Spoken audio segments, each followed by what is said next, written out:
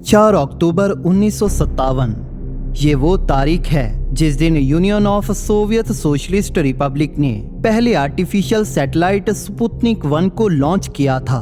अंतरिक्ष में पहले सैटेलाइट को भेजना मनुष्य की एक बहुत बड़ी सफलता थी और इसने हमारे इंसानी इतिहास में एक नए युग की शुरुआत भी की थी। इसी के साथ हमारी दुनिया की दो महाशक्तियों के बीच हमारे इतिहास की सबसे मशहूर लड़ाई की शुरुआत भी हुई थी, जिसे आज हम स्पेस रेस के नाम से जानते हैं। जैसे कि हम में से ज्यादातर लोग जानते ही होंगे कि 20 जुलाई 1969 को अपोलो 11 के साथ नील आर्मस्ट्रॉन्ग के चांद पर पहले कदम ने स्पेस रेस को खत्म कर दिया था, जिसमें जीत हुई थी यूनाइटेड स्टेट्स ऑफ अमेरिका की। 1972 के दिसंबर में अपोलो 17 मिशन में किसी इंसान ने आखिरी बार चांद पर अपना कदम रखा था और तब से अब तक 49 सालों बाद भी कोई इंसान दोबारा चांद पर गया नहीं है। लेकिन जल्द ही सब कुछ बदल जाएगा, क्योंकि पूरी दुनिया स्पेस माइनिंग की एक नई दौड़ को शुरू करने जा रही है। दुनिया भर के देश चांद की माइनिंग के बारे में सोच रहे हैं। चीन, भारत, इजराइल, अमेरिका और रशिया सभी इसका फायदा उठाना चाहते हैं। लेकिन क्या वास्तव में चांद के मिनरल्स इस लायक हैं? और चांद पर ऐसा क्या है जो इतना कीमती है कि उसे सभी देश पाना चाहते हैं? वैज्ञानिकों का कहना है कि इसकी बहुत संभावना है कि चांद पे बड़ी मात्रा में silicon, titanium, aluminium, water, precious metals और हीलियम 3 हो सकते हैं। लेकिन दोस्तों, आज हम हीलियम 3 पर ही अपना फोकस रखेंगे और जानेंगे कि यह हमारे लिए इतना खास क्यों है। यूनाइटेड स्टेट ऑफ अमेरिका के अपोलो मिशंस में लाए गए सैंपल्स में वैज्ञानिकों को हीलियम 3 देखने को मिली थी। हम हीलियम 3 को इसलिए चांद से माइन करना चाहते हैं क्योंकि यह पूरी दुनिया को फॉसिल फ्यूल्स पर डिपेंड होने से फ्री करने में मदद कर सकते हैं। इस हीलियम 3 की एक प्रॉपर अमाउंट हमारी मदद न्यूक्लियर फ्यूजन से क्लीन एनर्जी को प्रोड्यूस करने के लिए कर सकती है। इस हीलियम 3 से जुड़ी जो सबसे बड़ी खोज है वो है इसका वो बेहद खास एटॉमिक स्ट्रक्चर, जिसको जानने से हमें ये पता चला कि इस हीलियम 3 का इस्तेमाल न्यूक्लियर फ्यूजन प्रोसेस में ईंधन के रूप में किया जा सकता है। दोस्तों, एक न्यूक्लियर पावर प्लांट एक न्यूक्लियर रिएक्टर की मदद से हीट या कहे तो गर्मी को पैदा करता है। उस रिएक्टर के आसपास मौजूद पानी उससे निकलने वाली गर्मी से उबलने लगता है और जिससे भाप बनती है, जो अपने प्रेशर की बदौलत एक टरबाइन को घुमाकर बिजली पैदा करती है। हमारे आज के न्यूक्लियर रिएक्टर्स न्यूक्लियर फिजन का इस्तेमाल कर रहे हैं, जिसमें यूरेनियम न्यूक्लिय को अलग किया जाता है और इसमें एनर्जी की एक भारी मात्रा पैदा होने के साथ साथ यह प्रोसेस रेडियो एक्टिव भी है और जिससे पैदा हुए रेडियो एक्टिव वेस्ट को काफी ज्यादा ध्यान से स्टोर करना पड़ता है।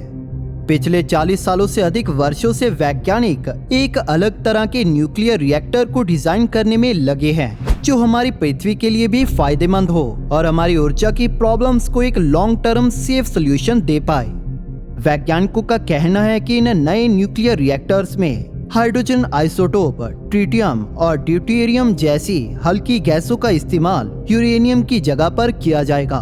वैज्ञानिकों का कहना है कि जब इस तरह के किसी रिएक्टर में न्यूक्लिय को फ्यूज किया जाएगा तो उससे एक स्टेबल हीलियम 4 आइसोटोप, एक न्यूट्रॉन और एटॉमिक एनर्जी का निर्माण होगा। यह रिएक्शन ना ही तो रेडियो एक्टिविटी को प्रोड्यूस करेगी और ना ही न्यूक्लियर वेस्ट को, लेकिन इस प्रोसेस से एक बहुत बड़ी समस्या जुड़ी है। इस फ्यूजन प्रोसेस से बने इस पहले न्यूट्रॉन को संभालना एक काफी मुश्किल काम होगा और जिसकी वजह से काफी ज्यादा एनर्जी का भी लॉस हो सकता है। लेकिन अगर हम उस हीलियम 4 की जगह पर एक हीलियम 3 का इस्तेमाल कर लें तो हीलियम 3 और ड्यूटेरियम के फ्यूजन से किसी एक्स्ट्रा न्यूट्रॉन का निर्माण नहीं होगा और जिससे एनर्जी की एक भारी मात्रा रिलीज होगी। और सबसे खास बात तो ये है कि हीलियम 3 ड्यूटेरियम रिएक्शन से एक तो क्लीन एनर्जी का निर्माण होगा और इससे आसपास के एरिया का कोई मटेरियल किसी तरह से भी रेडियो एक्टिव नहीं बनेगा। आने वाले समय में हीलियम 3 का उपयोग करने वाले न्यूक्लियर फ्यूजन रिएक्टर्स बिना किसी कचरे और बिना किसी रेडिएशन के काफी ज्यादा एफिशिएंट न्यूक्लियर पावर को बनाने में सक्षम होंगे। दोस्तों, ऐसे पहले फ्यूजन रिएक्टर का निर्माण शुरू हो चुका है और जो 2035 में दुनिया का पहला पूरी तरह से ऑपरेशनल फ्यूजन रिएक्टर बन जाएगा। इस तरह से हीलियम 3 की कमी को पूरा करने के लिए हमारे पास 15 साल हैं, लेकिन हमें हीलियम 3 निकालने के लिए चांद पर जाने की जरूरत क्यों है? दोस्तों, हीलियम 3 हमारी पृथ्वी पर काफी ज्यादा रेयर एलिमेंट है और जो केवल ट्राइटियम के रेडियो एक्टिव डिके की वजह से ही बनता है, लेकिन यह उस लायक नहीं है जो हमारी जरूरतों को पूरा कर पाए। जैसे कि मैंने बताया कि पृथ्वी पर हीलियम 3 काफी कम है और इसे आर्टिफिशियली बनाना हमारे लिए काफी महंगा होगा। दोस्तों, हीलियम 3 का निर्माण सूर्य से चलने वाली सोलर विंड से होता है, लेकिन पृथ्वी के एटमॉस्फेयर की वजह से ये हमारे नीले ग्रह की सतह तक नहीं पहुंच पाती। पृथ्वी के उलट, जो कि अपने मैग्नेटिक फील्ड से प्रोटेक्टेड है, हमारा चांद सोलर विंड्स द्वारा अरबों वर्षों से बड़ी मात्रा में हीलियम 3 के साथ बॉम्बार्डेड होता आया है। वैज्ञानिकों के एक अनुमान के मुताबिक हमारे चांद की लगभग 10 फीट की गहराई तक चांद की सतह पर लगभग 1,20,000 मैट्रिक टन हीलियम 3 मौजूद है। और क्योंकि यह सोलर विंड गैसेज चांद से वीकली जुड़े हैं, इसीलिए उस हीलियम 3 को निकालना भी हमारे लिए काफी ज्यादा आसान रहेगा। कई वैज्ञानिकों का मानना है कि हीलियम 3 के चांद पर मिले भंडार लगभग 10,000 सालों तक बिल्कुल फ्री इलेक्ट्रिसिटी प्रोवाइड कर सकते हैं। वैज्ञानिकों का अनुमान है कि ये 25 टन हीलियम 3, जो कि अमेरिकी स्पेस शटल के क्राफ्ट में फिट हो सकता है, वो पूरे 1 साल तक अमेरिका की कुल एनर्जी की खपत को पूरा कर सकता है। इसका मतलब ये है कि हीलियम 3 का हर टन लगभग $3 बिलियन की एक काफी इकोनॉमिकल वैल्यू प्रोवाइड करता है, और जो किसी भी एनर्जी सोर्स से कहीं ज्यादा एफिशिएंट है। दोस्तों, हीलियम 3 के ज्यादा फायदों और कम नुकसानों को देखते हुए सभी देश चांद के इस हीलियम 3 को निकालने की प्लानिंग कर रहे हैं। दोस्तों, अगर हम बात करें अमेरिका की, तो उनका प्लान है अपने आर्टेमिस मिशन के साथ 2024 में एक मून लैंडिंग को दोहराना और चांद पर इंसानों के रहने लायक मून बेस की स्थापना करना, जो 2028 तक साइंटिफिक, टेक्नोलॉजिकल और इकोनॉमिकल पर्पस के लिए एस्ट्रोनॉमर्स के वहां लंबे समय तक रहने के लिए कंडीशंस को वैसा बनाना। इस मून बेस के साथ साथ नासा एक लूनर गेटवे को भी तैयार करने में लगा है, जो कि चांद को ऑर्बिट करेगा। इस गेटवे को फ्यूचर में मंगल मिशनों के दौरान ज्यादा इस्तेमाल किया जाएगा। नासा अपने इस मिशन को पूरा करने के लिए 37 प्राइवेट और नासा रॉकेट्स की मदद लेगा, और इसी के साथ रोबोटिक और ह्यूमन लैंडिंग से इस मिशन को पूरा किया जाएगा। 2019 में अमेरिकी स्पेस एजेंसी ने हार्डवेयर के पहले कुछ टुकड़ों में से कुछ के निर्माण के लिए प्राइवेट स्पेस टेक फर्म को कॉन्ट्रैक्ट दिए थे, और जिनमें से कुछ का काम पूरा हो चुका है। ये सारा हार्डवेयर उस आर्टेमिस मिशन के लिए काफी ज्यादा जरूरी होगा, जैसे कि गेटवे प्लेटफॉर्म और द ल्यूनर लैंडर।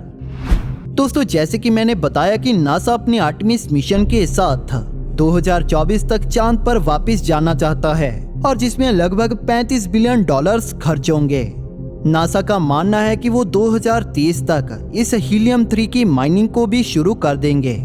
वहीं अगर बात करें रशियन स्पेस एजेंसी रोसकॉस्मोस की, तो रोसकॉस्मोस पूरी दुनिया को अपने मून ऑर्बिटिंग स्पेस स्टेशन और ल्यूनर बेस का प्लान दिखाने के लिए काफी ज्यादा एक्साइटेड हैं। उनके प्लान में एक सुपर हैवी बूस्टर की डेवलपमेंट शामिल है, जो कि 113 टन के कार्गो को लो ऑर्बिट तक और 29 टन के कार्गो को ल्यूनर पोल्स ऑर्बिट में ले जाने में सक्षम होगा।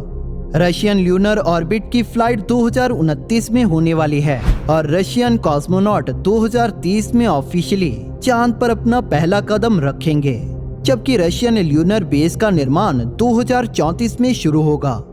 यूनाइटेड स्टेट्स ऑफ अमेरिका के उलट रशिया चांद पर इंडस्ट्रियल यूटिलाइजेशन नहीं करना चाहता। इसके बजाय उनका कहना है कि उनके ल्यूनर स्टेशन का रोल केवल कॉमेट और एस्ट्रॉयड से हमारी रक्षा करने में मदद करना है।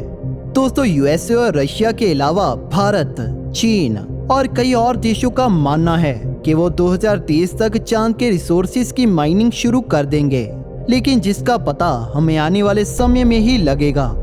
इस मून माइनिंग से जुड़ा एक बहुत बड़ा सवाल ये है कि आखिर चांद का मालिक कौन है, यानी किस देश का चांद पे ज्यादा हिस्सा है।